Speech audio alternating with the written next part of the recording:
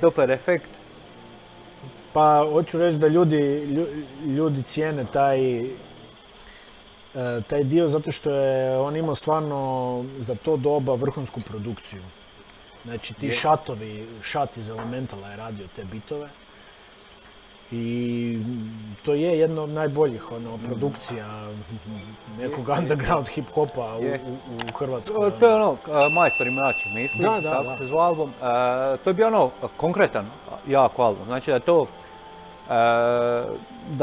da je recimo tada bilo popularno koji danas da nije nužno izdati album, nego da ti možeš staviti na net, da će ljudi u principu isto slušati.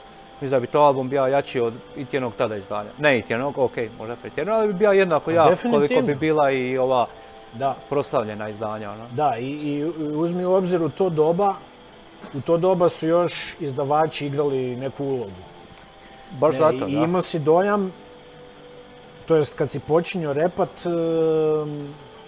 nekako velika potvrda i priznanje je bilo da kao ti izdaš album za nekog izdavača. Da.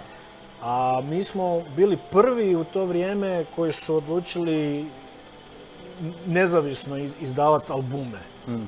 Znaš, jer smo mi toliko volili hip-hop i cijelu tu priču koncepta albuma. Da on ima i cover, i ime, i sve pjesme i da to sami izdajemo. I to prije nas nije ni postojalo. Imao si neke demo snimke, ali nisi imao albume. Imao si ove izdane albume za izdavače i to su bili ti Blackout i šta znam, TBF koji je još bio u to vrijeme, ne mogu se sad sjetiti. Da, možda, Treme Leve, Reci Stoka, mislim da smo malo prije toga, da je to u principu... Elemental... Ja mislim da je Elemental čak kasnije, ili je to otprilike u isto vrijeme? Ne. Prvi Elemental je prije. Malo prije, ali nije ovo puno kasnije bilo.